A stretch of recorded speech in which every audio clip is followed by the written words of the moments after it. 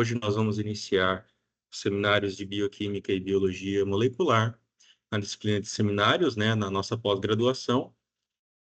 Então, hoje, né, como eu sou professor da disciplina, então hoje eu vou falar sobre o primeiro tema, que vai ser modelagem molecular de biomoléculas. Tá? A modelagem, eu vou dar um parâmetro bem geral sobre modelagem molecular de biomoléculas, ok? Vou falar sobre alguns métodos que existem, algumas características. O intuito aqui não é se aprofundar muito em alguma técnica, é mais para vocês verem, né, os parâmetros aí, o que a gente pode fazer, né, com modelagem aí, ok?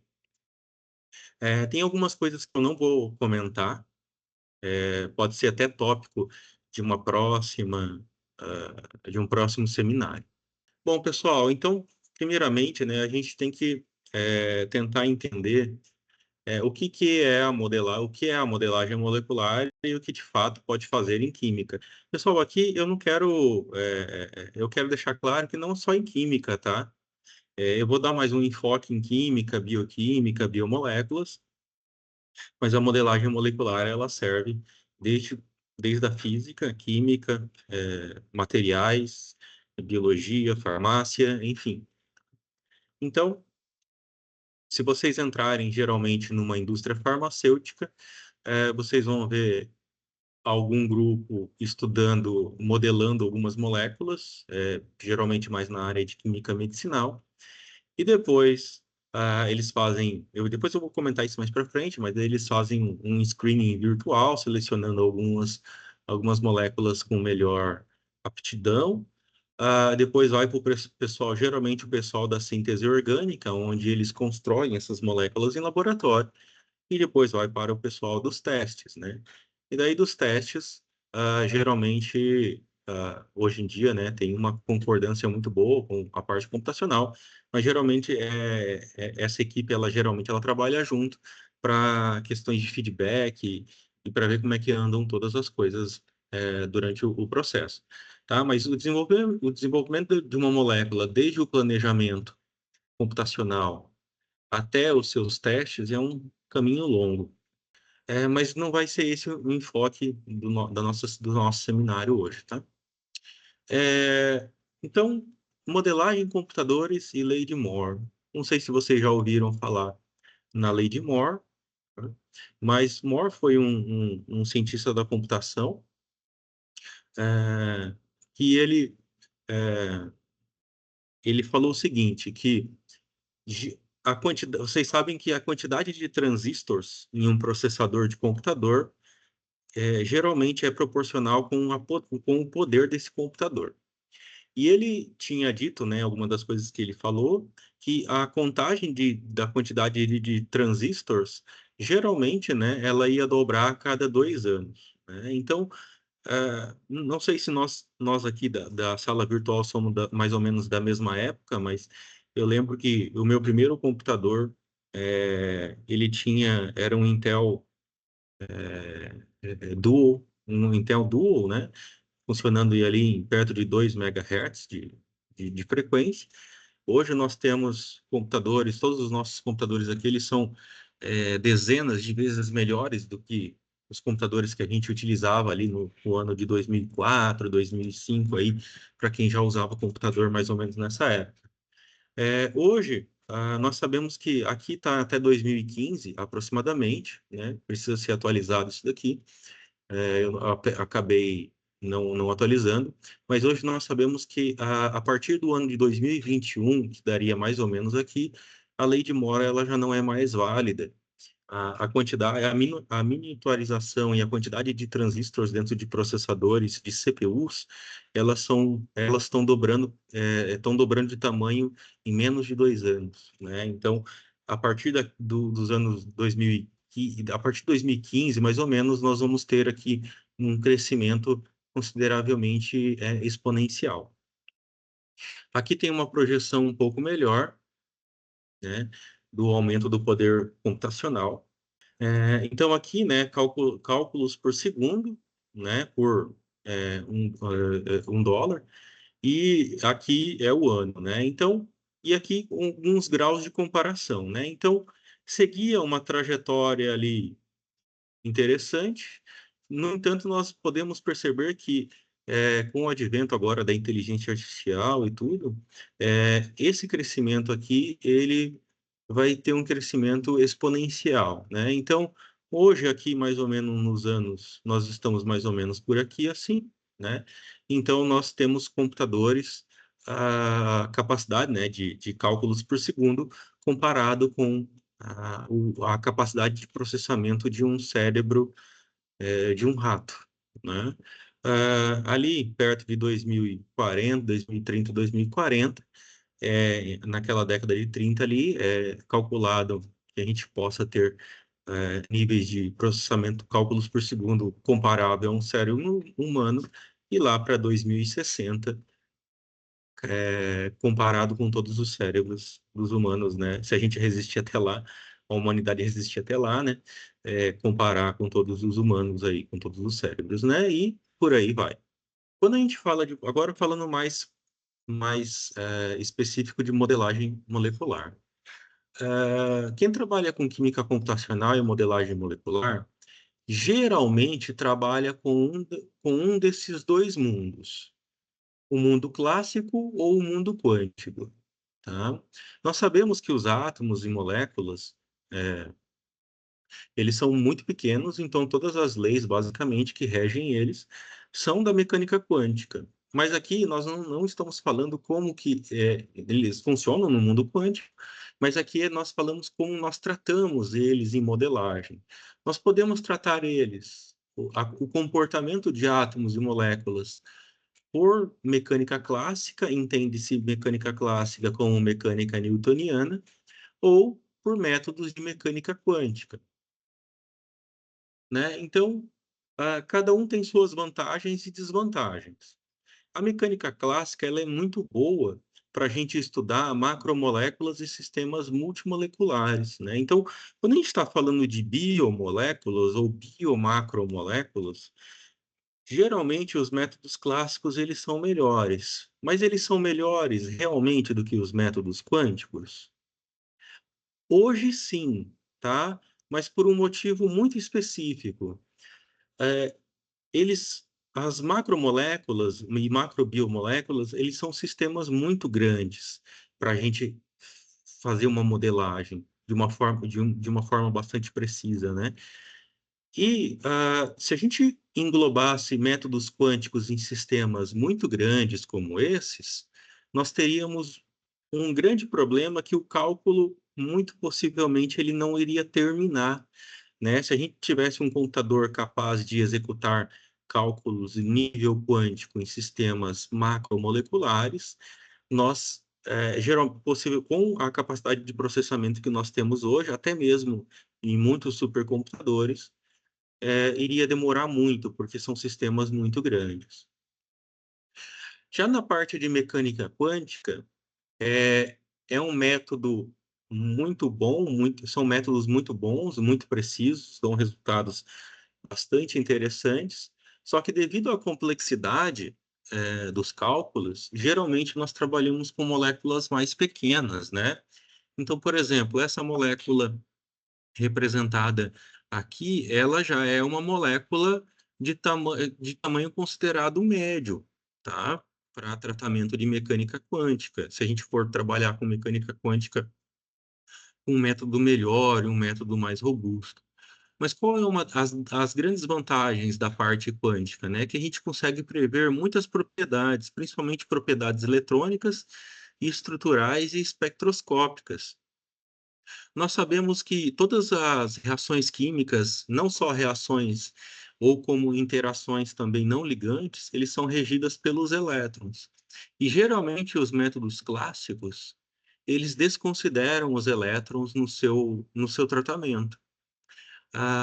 Já a mecânica quântica, não, nós englobamos os elétrons no tratamento, então a gente consegue prever bastante propriedades eletrônicas, né? Inclusive orbitais de fronteira, como HOMO e LUMO, para entender reatividade de compostos orgânicos, ou inorgânicos também, né? Ou organometálicos, enfim. Existe uma área conhecida na modelagem que nós chamamos de QMMM, né? Que é Quantum Mechanics Molecular Mechanics. É uma mistura, na verdade não é bem uma mistura, tá?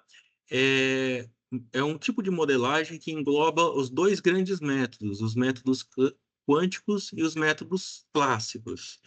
Não é bem uma mistura, na verdade funciona da seguinte maneira: se você tem um, um modelo, né, um alvo ali que você quer estudar, uma simulação em líquido, uma membrana, ou até mesmo uma interação com uma proteína, alguma coisa do tipo.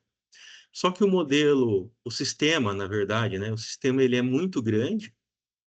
Se a gente tratasse só com mecânica quântica, demoraria muito. Muito possivelmente a gente não iria obter um resultado. Se a gente tratasse só com mecânica clássica, nós teríamos o resultado, sim, mas onde ocorre a reação química, talvez o resultado não seria tão preciso assim.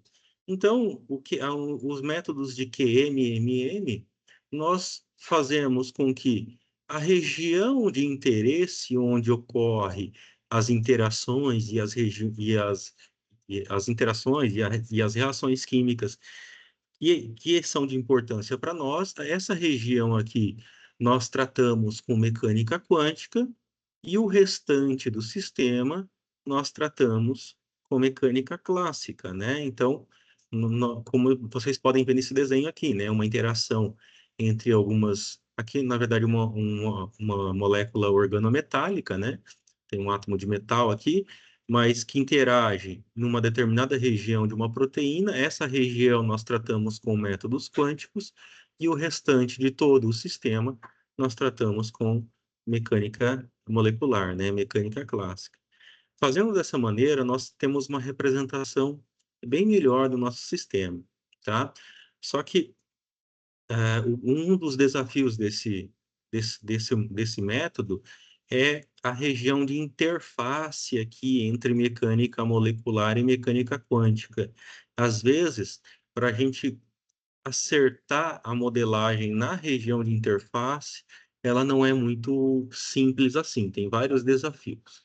Mas quem quer começar a trabalhar com mecânica, com modelagem molecular, primeiro, a gente tem que começar a trabalhar com desenho molecular, 2D, depois desenho molecular 3D, depois tentar entender algumas questões de comprimento, ângulo de ligação, ângulo de diedro. Mas a gente tem diversas maneiras de visualizar modelos moleculares, né?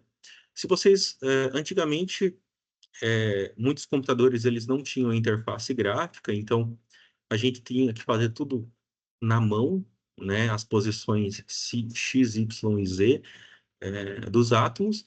Hoje, né, com as interfaces gráficas, elas são muito mais fáceis, né? Então, depende, né?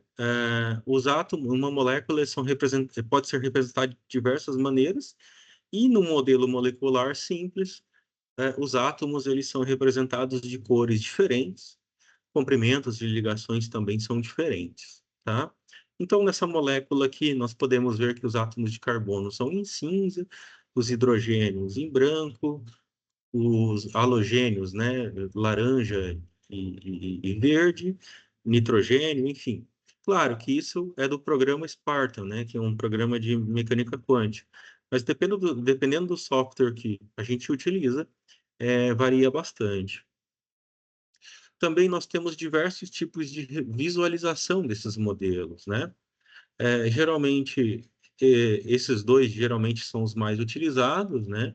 O modelo de sticks é um modelo um pouquinho mais simplificado, né? Mais limpo de se visualizar. O modelo de balls and sticks, né?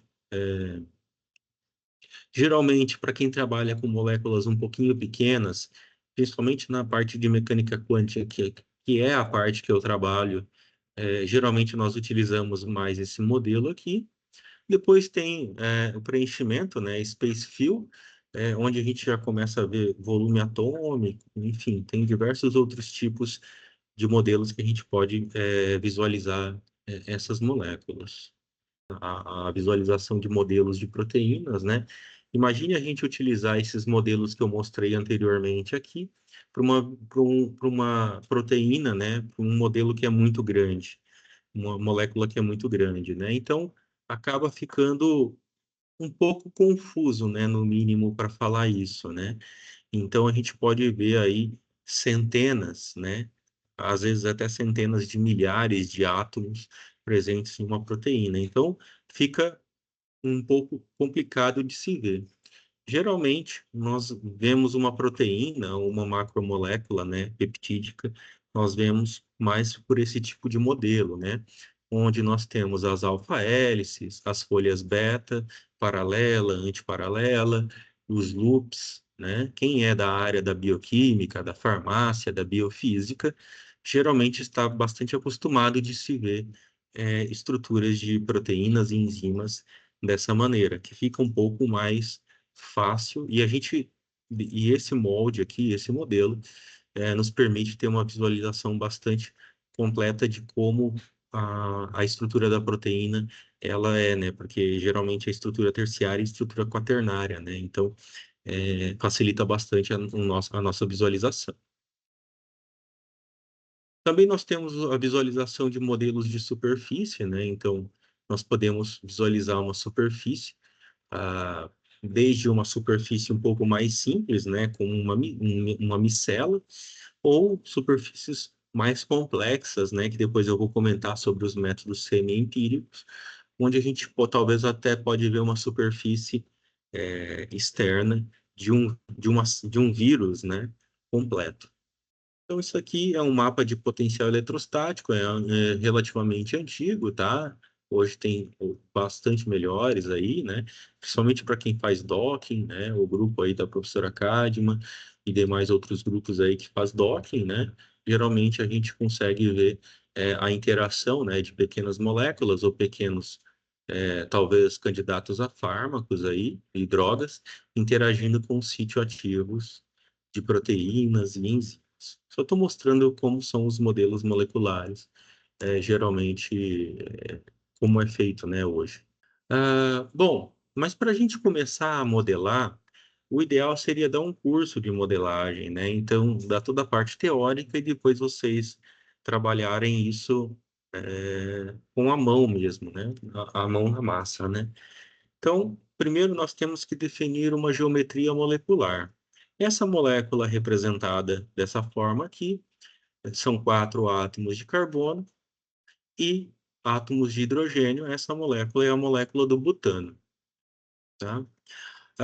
Quando a gente começa a trabalhar com modelagem molecular, não importa se são moléculas pequenas ou moléculas grandes, tem vários tipos de arquivos que a gente pode é, converter, preparar essa molécula e converter para trabalhar em diversos softwares diferentes, né? Ou até mesmo nem sem software, né?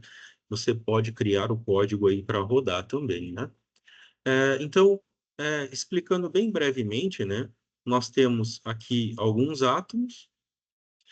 Esses átomos, geralmente, eles são representados aqui na primeira coluna, né? Então, carbono, carbono, carbono, e aqui são todos os outros, são todos os hidrogênios da molécula. Essas 3 primeiras colunas aqui, geralmente são as posições X, Y e Z, né? Depende, claro, depende do formato que a gente está trabalhando, mas são as posições X, Y e Z, de cada átomo que naquele sistema molecular que você desenhou, porque o computador, pessoal, deixar bastante claro aqui, você pode desenhar uma molécula no computador, o computador ele não consegue ver aquela molécula que você desenhou. Na verdade, o que é importante para o computador são esses números aqui, tá? Esses números que definem as posições das moléculas no eixo X, Y e Z. Nós chamamos isso de matriz Z. Mopac é um tipo de software aqui que eu também não vou entrar em tantos detalhes aqui, né? Esse tipo de terminação é do software Mopac, para quem trabalha com química quântica. Tem vários outros tipos de como você pode escrever as coordenadas X, Y e Z. né? Então, aqui é o arquivo XYZ, né? Onde a gente pode ver realmente somente as coordenadas XYZ. Um outro tipo de arquivo bastante conhecido, e o pessoal, principalmente o pessoal que trabalha com biomoléculas, usa é o PDB, né, que é o Protein Data Bank, né, que vem lá do PDB, do Protein Data Bank. Depois eu até posso mostrar para vocês. Mas vocês podem ver aqui, ó, essa é a molécula do butano nas coordenadas no modelo XYZ. Essa é a molécula do butano em PDB, né? Basicamente, é dito aqui os átomos e as posições X, Y, Z. As posições X, Y, Z pode variar de um modelo para o outro, tá? Dependendo do tipo de arquivo que você está utilizando. Agora, falando um pouquinho mais dos métodos, né? Que você pode utilizar para simular desde um átomo até uma molécula muito grande.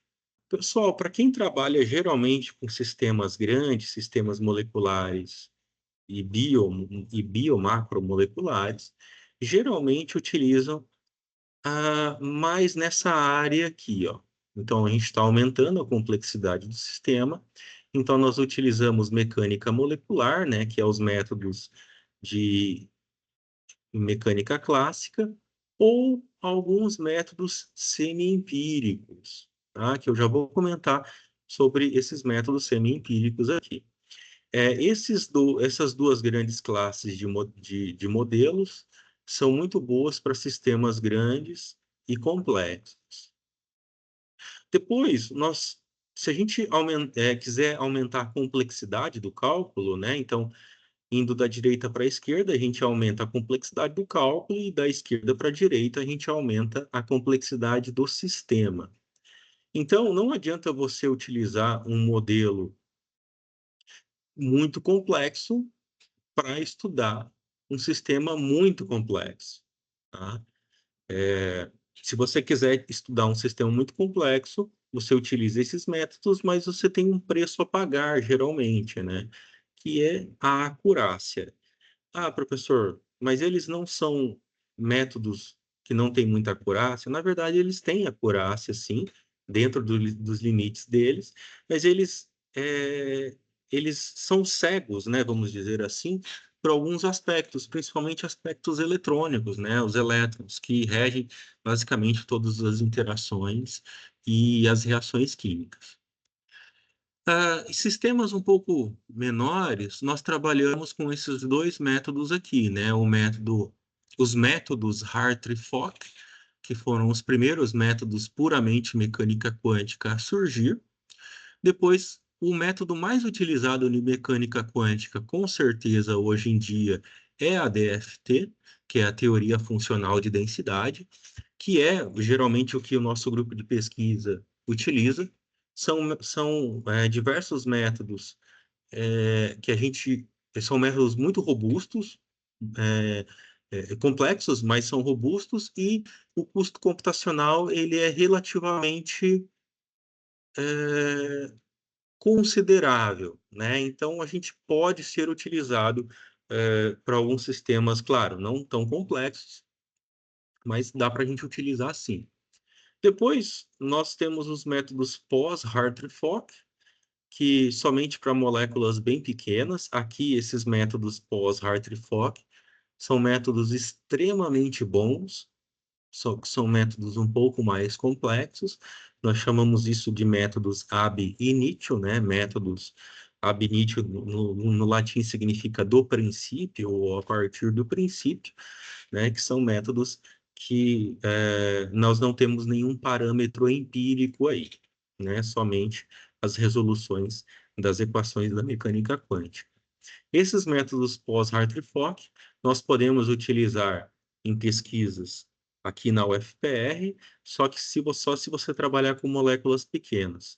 O que eu falo com moléculas pequenas? Talvez é bom vocês terem noção do tamanho, né? Quando eu falo moléculas pequenas, nós estamos falando moléculas de 2 átomos até no máximo 10 a 15 átomos, tá? São moléculas que podem ser tratadas com esses tipos de método. Nós podemos tratar moléculas maiores com métodos pós-Hartree-Fock? Podemos, mas possivelmente seu cálculo vai demorar aí meses para terminar. E resolvendo a equação de onda de Schrödinger, ela só tem resolução exata somente para o átomo de hidrogênio ou átomos hidrogenoides que têm apenas um elétron. Então, nesse caso aqui, nós temos uma congruência entre precisão e exatidão, mas só serve para o átomo de hidrogênio. Todos os outros átomos têm uma resolução aproximada. Mas falando de biomoléculas, nós estamos nessa área aqui, tá? Métodos de mecânica molecular e métodos semi-empíricos. O que que essa mecânica molecular é, né? Eu já falei bastante sobre mecânica molecular para vocês. Eles são métodos baseados em mecânica clássica, né? Então, quando eu falar mecânica clássica, entendem como mecânica newtoniana, então segue as regras das equações de Newton, tá? Então, as moléculas, elas são tratadas como um conjunto de átomos ligados uns aos outros como por molas. Nós falamos isso de funções de potenciais elásticos, né? Então, não sei se vocês tiveram alguma coisa de física quando vocês faziam graduação ou pós-graduação, né? Mas tinha a lei de Hooke, que era a constante de mola, né? Constante harmônica ali. E na mecânica clássica, ela adota os átomos como uma esfera, ligado por uma outra esfera, um outro átomo, e aqui eles são ligados por uma mola. E essa mola, né, que representa a ligação química, ela tem uma força, e essa força ela depende de um parâmetro K, né, que é a constante da mola. Esse parâmetro K depende do tipo de átomo, do tipo de ligação, das características dos átomos que a gente está estudando. Esse método ele é bastante interessante para sistemas grandes, mas muitas vezes os resultados eles não são tão precisos e você tem que ter bastante cuidado com reprodutibilidade muitas vezes. Então, as moléculas elas são molas mantidas juntas, né? Os átomos são mantidos juntos por molas, né? Então, é uma representação do sistema molecular de uma maneira bastante simplificada. Mas foram as primeiras tentativas de fazer uma modelagem de sistemas atômicos e moleculares. Então, a energia potencial, né, de toda uma... Não vou ficar lendo tudo isso aqui, tá? Não é um intuito, mas a energia potencial de uma molécula, ela pode ser descrita por diversos parâmetros. Os parâmetros geralmente são ligação, ângulo de diedro e interações não ligadas ou interações não ligantes. Vou mostrar um pouquinho cada um desses para vocês. E a junção desses termos, né, é uma expressão matemática que nós chamamos campo de força. Depois eu vou comentar rapidamente sobre campos de força também. Deixa eu passar isso daqui, tá? Então, as metodologias disponíveis que nós temos hoje, modelagem molecular, nós podemos tratar com métodos clássicos e métodos quânticos. Nós vamos falar mais desses métodos aqui, que servem para macromoléculas. Métodos clássicos, nós conhecemos a mecânica molecular, e a mecânica molecular ela é dividida em duas grandes áreas. É dividida em várias áreas, mas duas grandes áreas. Campos de força, que é o que a gente geralmente vai falar hoje, e a dinâmica molecular. Quem trabalha com dinâmica molecular é basicamente a mesma coisa que trabalha com campos de força, só que como a palavra dinâmica ela diz, nós englobamos o parâmetro tempo, tá? Então nós acrescentamos mais a variável tempo. Aí, então nós conseguimos estudar um sistema variando o tempo. Claro que são tempos muito pequenos, mas nós conseguimos estudar, tá? Então falando, ó, basicamente aqui da mecânica molecular,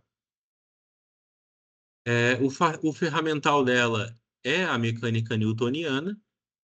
O caráter quântico, ele é ignorado, tá? Então, geralmente, aspectos, muitas vezes, não todas as vezes, tá? Mas muitas vezes, os elétrons eles não são levados em consideração, né? Então, ó, a estrutura eletrônica dos átomos não é representada.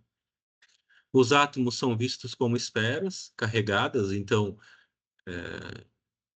a esfera carregada positivamente por causa dos prótons permite o uso de um número elevado de átomos, né? Então a gente pode modelar um sistema bastante grande. Tem vantagem em relação aos métodos quânticos, porque os métodos quânticos nós conseguimos modelar moléculas menores. A precisão do resultado geralmente é menor do que os métodos quânticos, tá? Mas isso é uma coisa que você tem que colocar na balança, tá? Se você tem um sistema menor e você tiver condições de fazer a modelagem, claro, depende do que você quer estudar também, né? Mas se você quer fazer a modelagem um pouquinho mais precisa, englobando parâmetros eletrônicos, escolha os métodos quânticos.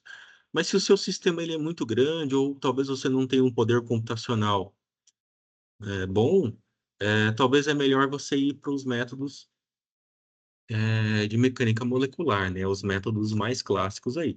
Mas, claro, eles se conversam entre si, tá? Então, a gente pode trabalhar os dois, tá? Geralmente, aqui no nosso grupo de pesquisa, nós trabalhamos com métodos quânticos não porque eles são melhores, mas porque a gente trabalha com moléculas menores, né? Sistemas moleculares menores. Então, não é porque é melhor ou é pior. Na verdade, é a característica do tipo de trabalho que a gente desenvolve. Então, os objetivos da mecânica molecular, né? Obter a energia relativa das conformações de uma molécula. Tá? Então, a energia de um sistema molecular, ela geralmente ela é descrita por uma equação mais ou menos desse tipo aqui, tá? Claro que parece uma equação simples, só de somar, né? Mas cada parâmetro desse é um pouquinho mais complexo, tá? Então, isso daqui, toda essa equação aqui nós chamamos de campo de força, que é a expressão matemática que descreve todo o sistema. Então, a energia relativa, né, de uma molécula, a energia potencial, ela é descrita pela energia do estiramento, ou nós podemos chamar energia de comprimento de ligações. A energia de dobramento, na verdade, chamamos de energia de ângulos de ligações.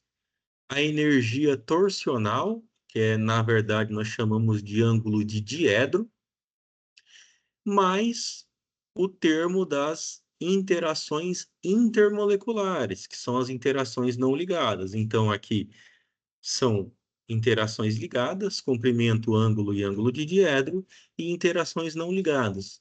Ah, professor, que tipo de interações não ligadas são? Ligações de hidrogênio, van der Waals, íon dipolo, dispersões de London, enfim, esses tipos de interações aí. Geralmente, as interações não ligadas mais utilizadas são as energias de van der Waals, a eletrostática e a energia de polarização. Se a gente utilizar basicamente as interações não ligadas, se a gente utilizar esses três parâmetros, no mínimo esses três parâmetros não ligados, nós já começamos a ter uma descrição bem boa e bastante interessante do nosso sistema. Claro que esses outros três aqui, ligação, ângulo e ângulo de diedro, eles são obrigatórios. Aqui eu já falei, né? A molécula é uma sucessão de átomos ligada por molas. Então, comprimento, ângulo, ângulo de diedro e interações não ligantes, não ligadas, né? Ou não ligantes. Lembrando, pessoal, só quero fazer um adendo aqui. Deixa eu voltar ao slide. Essas, essas interações intermoleculares aqui, eu coloquei aqui termos intermoleculares. Mas as interações não ligadas podem ser termos intramoleculares também, ok? Então, nós temos que ter essa diferença, né? Intermoleculares é quando nós estamos falando de uma interação de um átomo de uma molécula com outro átomo de uma outra molécula, uma interação que não tem uma ligação covalente, por exemplo. Mas se a molécula ela for relativamente maior e ela puder se dobrar de alguma maneira, enfim, nós podemos ter uma interação intramolecular. Então, é um átomo de uma parte da molécula interagindo com outro átomo da mesma molécula, tá? Então, esses tipos de interações tem que se separar, né? Intermoleculares e intramoleculares. Então, falando do primeiro termo, que é o comprimento de ligação, né?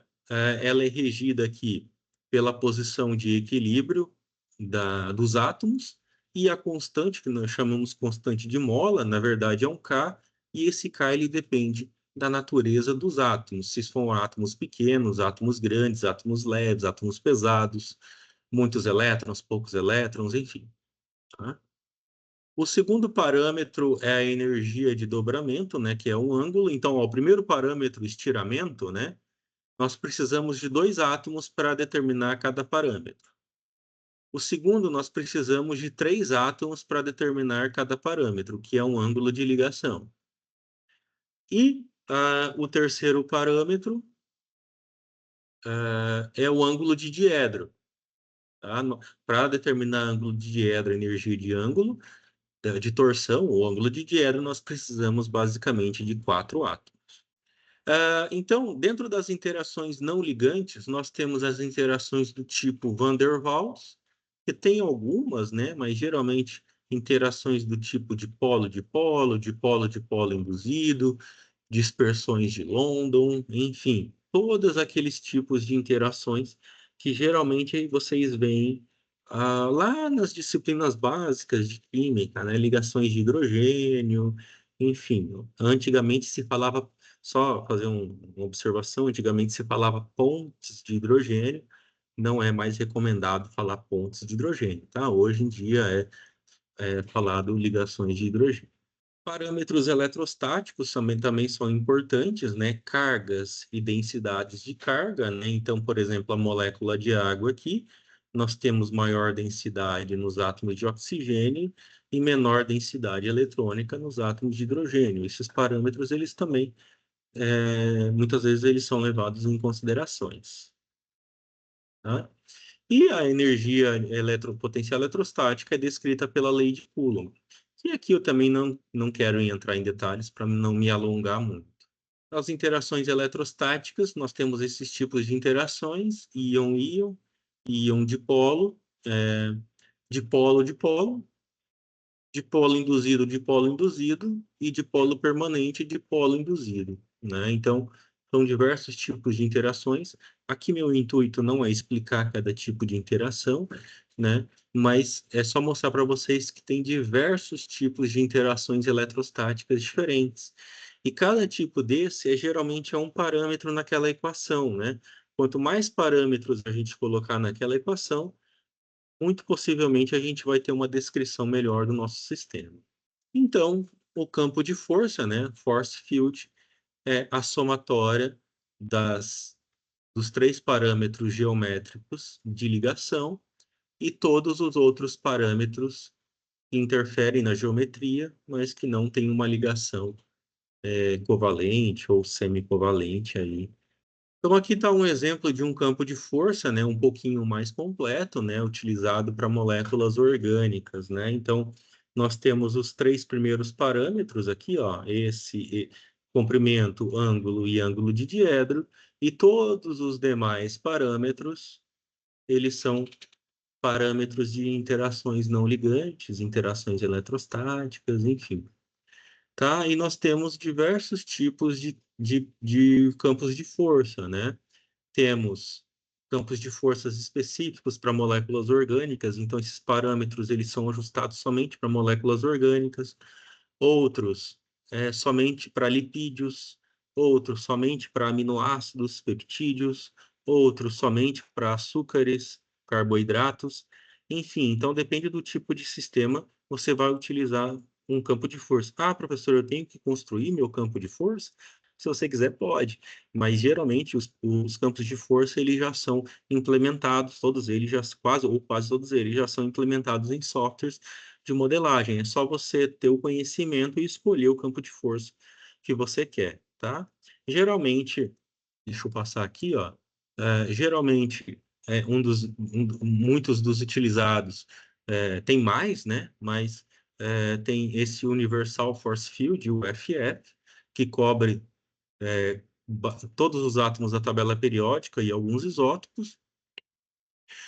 E tem campos de força específicos para quem trabalha com biomoléculas, tá? Os mais comuns, os mais utilizados, né? Muitas vezes é o Amber, o Charme, o MMFF também é utilizado. Esse daqui é o que eu utilizo nas minhas pesquisas, tá? Geralmente, o MMFF, que ele serve tanto para moléculas orgânicas quanto para algumas biomoléculas aí, tá? Mas tem diversos tipos. Quais são as aplicações do campo de força? Otimização de geometrias moleculares. A gente pode utilizar ele em dinâmica molecular, que é o cálculo com o tempo, predição de propriedades físicas, ponto de fusão, solubilidade, elasticidade de materiais, e simulação de interações biomoleculares, né? Proteínas, DNA, RNA e outras macromoléculas aí. Quais são as limitações dos campos de força? Eles são muito bons, mas eles têm algumas limitações. Geralmente a aproximação dele é clássica, né? Então utiliza a mecânica clássica. Nós temos alguma parametrização limitada e muitas vezes interações a longa distância, elas são um pouco mais difíceis de ser descritas. Vocês sabem que interações de longa distância são muito importantes para sistemas biomoleculares. Outra coisa que é bastante importante é você entender a superfície de potencial, de energia potencial, muito utilizada para a gente calcular estados de transição é, e achar geometrias de equilíbrio, né, de uma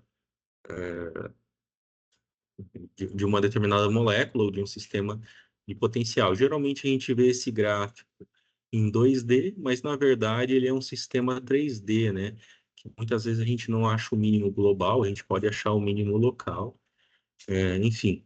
Mas num cálculo, esse slide só serve para mostrar para vocês que em um cálculo, geralmente a gente tenta buscar alguns parâmetros que descrevam a molécula ou o sistema molecular com menor energia, tá? Então, a gente sempre busca estudar aí o estado de menor energia ou algum parâmetro de interação, onde a interação entre as moléculas elas são mais fortes, são melhores.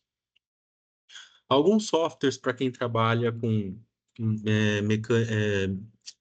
modelagem de biomoléculas, esses são campos de força, tá? Mas eles são nomes de programas também. E tem todos esses outros aqui, tá? Todos esses softwares aqui, eu sei que o Macromodel, ele é pago, tá? Você precisa de uma licença. Esses outros aqui, NAND, Tinker, Gromos, Gromax, Molde e VMD, eles são gratuitos, tá? Então, vocês podem usar tanto em Windows, Linux e Mac, tá? Aqui eu quero fazer um adendo, pessoal. Eu trabalho com modelagem, tem outros professores que também trabalham com modelagem. Eu não sei, depois talvez no final até a professora Kadima pode comentar, mas para quem trabalha na minha área, que é métodos quânticos, geralmente é muito melhor a gente utilizar Linux, tá? Para fazer as simulações e as modelagens, tá? Mac dá para se utilizar, mas tentar, na minha área, pelo menos, a gente tenta não utilizar o Windows, porque o Windows ele limita bastante o uso de memória, o uso da capacidade de processador, tá? E capacidade da placa de vídeo também, se tiver disponível. Então, o Linux não, a gente pode utilizar o computador, entre aspas, em 100% da capacidade que ele nos permite utilizar. O Windows, ele limita bastante. O Mac eu não sei. Eu nunca fiz, eu fiz uma simulação em Mac, mas eu faz muito tempo eu não lembro, tá? Isso daqui eu vou passar rapidinho, tá? Então, quando a gente trabalha com aqui eu vou mostrar alguns videozinhos para vocês. quando a gente trabalha com modelagem de biomoléculas, né? Então, aqui a gente está utilizando uma simulação de mecânica molecular, mecânica clássica, né? Que são os métodos que eu acabei de falar para vocês aqui, em função do tempo, né? Então, seria uma simulação de dinâmica molecular. Então, olha só, né? Nós temos uma formação aí, uma simulação de um sistema de lipídios, né, para a formação de uma bicamada em um sistema aquoso, né? Então, com o parâmetro, adicionando o parâmetro tempo, nós podemos entender como que uma bicamada, por exemplo, ela é formada. Bastante interessante para a gente estudar membranas, transporte entre membranas, ou até mesmo o comportamento da membrana em si, né? Então, vocês podem... esse é um tipo de simulação chamado coarse grain, que a gente simplifica a quantidade de átomos, né? Vocês podem ver que não tem tantas bolinhas assim. Nós simplificamos a quantidade de átomos, né? Então, mas ele consegue mesmo assim representar muito bem o sistema, né? Um macrosistema aí biomolecular. Ok, então, Ô, passou um prof, determinado... Oi? você vai mandar esse vídeo, né? Posso mandar se você quiser, Grazi. A aula vai ficar gravada, né? Vai ficar gravada também. Eu vou subir no Ai, porque eu YouTube. amei esse vídeo. Eu Ah, tava com é? muita dificuldade de enxergar isso, né? É, né? Então, não, eu posso mandar sim, tá? São vídeos tudo Obrigada. baixados do YouTube, na verdade. Eu só Ah, coloquei tá, na beleza. apresentação. Não, Então, nossa, achei muito legal. então vocês podem ver que, ó, isso aqui seria uma molécula, mais ou menos uma molécula de lipídio, só que está representada por menos quantidade de átomos, né? Nós chamamos isso de modelo coarse grain, onde a gente junta 3 ou 4 ou 5 átomos e considera ele como um só, tá? Para sistemas muito complexos, essa metodologia ela é muito, muito boa, tá? E descreve muito bem também, né? Mas se você aumentar a complexidade, a única questão é que seu cálculo ele vai demorar um pouquinho mais. Aí. Aqui o transporte através de membranas também, né? Então, mas aqui tem uma molécula que a princípio quer passar, atravessar uma membrana, e ela precisa aqui, sei lá, de um peptídeo, de uma pequena proteína, uma pequena enzima, para transportar essa molécula aqui, né? Então, vocês podem ver. Opa, o vídeo tem som, né? Então, vocês podem ver que esses tipos de interações a gente pode estudar. Esse aqui é um sistema mais complexo, vocês podem ver que tem bem mais quantidade de átomos aí, né? Então, ah, também é uma simulação de mecânica molecular por dinâmica molecular.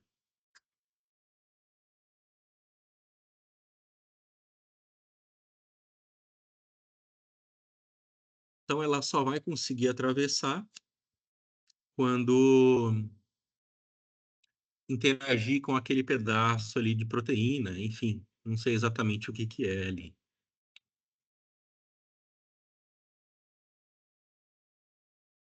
Proteína de transporte, não sei.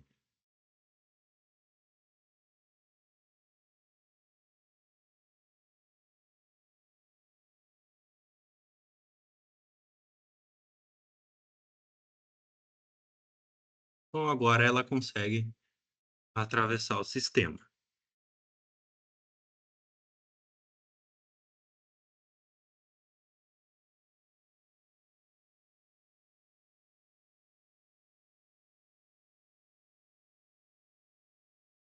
Não mostrou toda a travessia dele, mas entrou ali, ok? Só para a gente ir finalizar, tá? Que eu já me estendi bastante, né? Uma das grandes áreas aí que se é estudado hoje é a predição de estrutura de proteínas, tá? Hoje nós sabemos que os métodos para determinar a estrutura de proteínas, os principais são métodos de cristalografia, mas nós precisamos geralmente cristalizar aí a proteína, né? Os métodos de ressonância magnética nuclear e de fração de nêutrons ou algum outro tipo assim.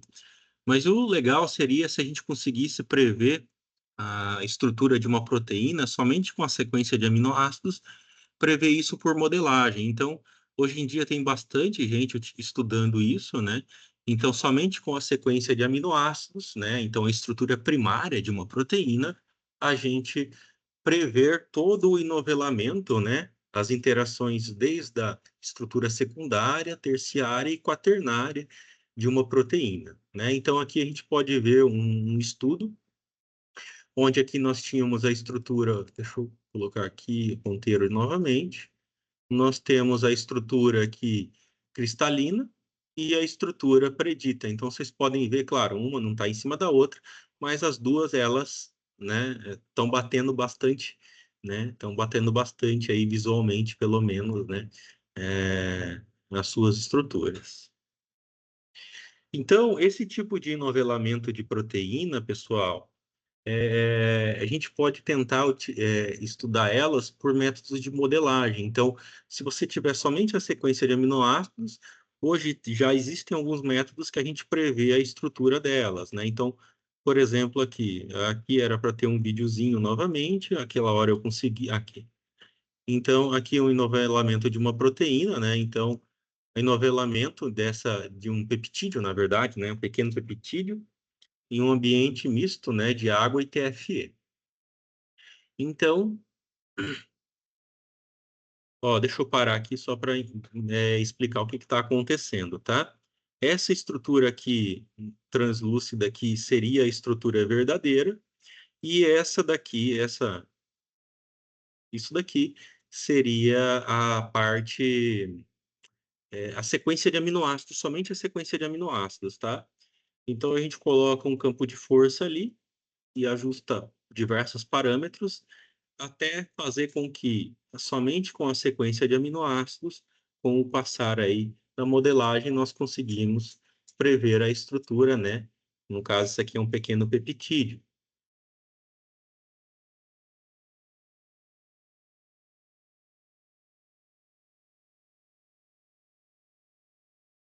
Deixa eu passar mais para frente aqui. Opa, deixa eu voltar aqui, ó. Então, ele chega um momento ali na modelagem que eles se combinam, né? Combina muito bem a parte que foi modelada com a parte experimental, né?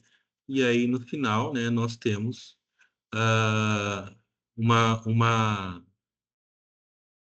uma boa acurácia, né? Aqui um sistema proteico um pouquinho maior, né? 3 sistemas pequenininhos aí de alfa-hélice, toda a sequência de aminoácidos ali, e com modelagem, né, ele testa diversas milhares de conformações possíveis, e aí nós chegamos aí num sistema mais próximo possível aí da realidade. Para quem trabalha com proteínas, pessoal, nós sabemos, não sei se vocês trabalham, mas nós sabemos que determinar a estrutura de uma proteína ela é muito difícil, né? Tem vários desafios. E se a gente, somente com a sequência de aminoácidos, conseguir chegar o mais próximo possível, facilita bastante. Aqui é uma maior, né? Não vou entrar em tantos detalhes também, vou passar um pouquinho mais rápido aqui. Aqui, ó, a quantidade de tempo, né, em nanosegundos.